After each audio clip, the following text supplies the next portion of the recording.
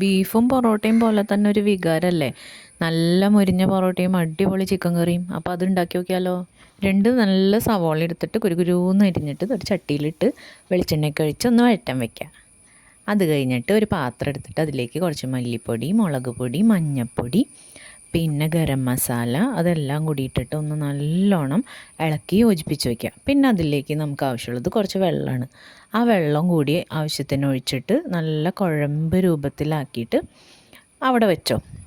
നേരത്തെ നമ്മൾ എന്നിട്ട് വഴറ്റാൻ വെച്ച സവാള ഇല്ലേ, അതിപ്പോൾ ദേ ഈ പരുവത്തിലായിട്ടുണ്ടാവും കേട്ടോ. അപ്പം നമ്മൾ നേരത്തെ കലക്കി വെച്ചേക്കണ ആ കൂട്ടുണ്ടല്ലോ, അത് ഇതിലേക്ക് ഒഴിച്ചു കൊടുക്കണം. അതൊഴിച്ച് കഴിയുമ്പോൾ നമ്മൾ സ്റ്റൗ നല്ല ഹൈ ഫ്ലെയിമിൽ അങ്ങ് വെച്ച് കൊടുക്കുക. അപ്പം നന്നായിട്ട് തന്നെ തിളയ്ക്കണം കേട്ടോ.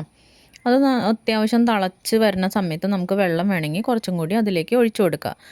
ഈ ഒരു പരുവത്തിൽ നമുക്ക് കിട്ടണം. പിന്നെ നമുക്ക് എന്ത് ചെയ്യുന്നത് വെച്ചാൽ ഒരു 2 തക്കാളി കുരുകുരൂന്ന് അരിഞ്ഞതും കുറച്ച് ഉപ്പും കൂടി അതിലേക്ക് ഇട്ട് കൊടുക്കണം. പിന്നെ കുറച്ച് കറിവേപ്പില ഇടുക. പിന്നെ ഇഞ്ചി വെളുത്തുള്ളി പേസ്റ്റും കൂടി അതിലേക്ക് ഇട്ട് കൊടുക്കുക. ഇനി അത് നന്നായിട്ട് അവിടെ ഇരുന്ന് തിളക്കട്ടെ കേട്ടോ. നന്നായിട്ടെന്ന് പറഞ്ഞു കഴിഞ്ഞാൽ ഈ തിളച്ച് നല്ല ഇതുപോലെ എണ്ണ തെളിഞ്ഞ് വരുന്ന സമയത്ത് നമ്മൾ നല്ല കഴുകി വൃത്തിയാക്കി വെച്ചേക്കണ ചിക്കൻ ഉണ്ടാവില്ലേ, അതും കൂടി അതിലേക്ക് ഇട്ട് കൊടുത്തിട്ട് നല്ല രീതിയിൽ തന്നെ ഇളക്കി യോജിപ്പിക്കുക. പിന്നെ എക്സ്ട്രാ വെള്ളമൊന്നും നമ്മൾ ചേർക്കണ്ട കേട്ടോ, കാരണം ചിക്കൻ വേവുമ്പോൾ അതിൽ നിന്ന് വെള്ളം അങ്ങനെ ഇറങ്ങി വന്നുകൊണ്ടിരിക്കും. പിന്നെ അതിലേക്ക് ചെറുതായി കുരുകുരുന്ന് അരിഞ്ഞിട്ടുള്ള മല്ലിയിലയും കൂടി ചേർത്ത് കൊടുത്തിട്ട് അടച്ചു വെച്ച് ഒരു 10-20 മിനിറ്റ് നമുക്ക് വേവിച്ചെടുക്കാം. അപ്പോൾ ഒരു 3/4 ഭാഗം വേവായിട്ടുണ്ടാവും 10-20 മിനിറ്റ് കഴിയുമ്പോൾ.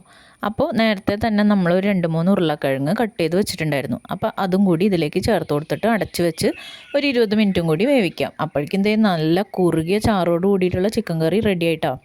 അപ്പോൾ ഞാനിവിടെ നേരത്തെ പൊറോട്ടയൊക്കെ വാങ്ങി വെച്ചിട്ടുണ്ടായിരുന്നു. അപ്പോൾ പൊറോട്ടയും ചിക്കൻ കറിയും കൂടിയിട്ടാണ് ഞങ്ങളിന്ന് കഴിക്കണേ കേട്ടോ. അപ്പോൾ വീഡിയോ ഇഷ്ടമായി കഴിഞ്ഞാൽ ലൈക്ക്, കമൻറ്റ്, സബ്സ്ക്രൈബ് അതൊന്നും മറന്നു പോവില്ല കേട്ടോ. എന്നാലല്ലേ എനിക്കും ഇനി ഇങ്ങനത്തെ വീഡിയോസ് ഇടാനായിട്ട് ഇൻട്രസ്റ്റ് ഉണ്ടാവുള്ളൂ.